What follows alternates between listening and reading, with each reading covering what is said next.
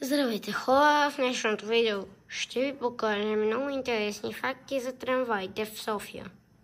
Ще ги видите след малко, като спрем на пауза за 3 минути. Тоест обърках се, няма да правим такива идеи в Google Maps, айде в Google Maps, добре. Само ще прекъсвам на пауза да го видите. И ето ни, върнахме се. Отново в видеото. Сега ще направим първи интересен факт, който ще видите в видеото. Видеото ще прави много интересни факти.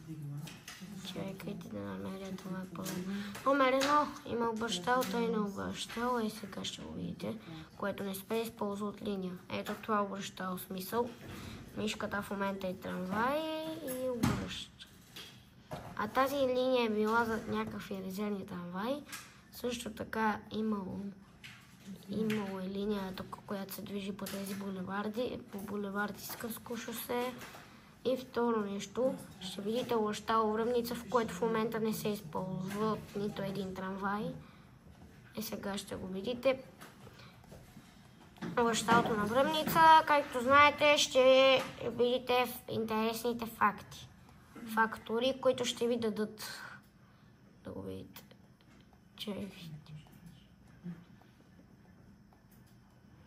Ето тук се намира умръщалото на Връбница 1. Четвърти интересен факт.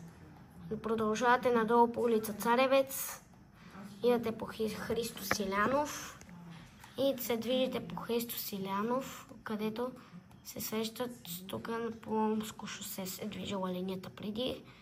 Ето знаете. Пети интересен факт.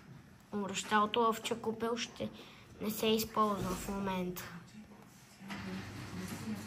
Умръщалото в Чакупел не се използва от нито един трамвай. Ето го тук. С мишката ще се използва. Номер 6.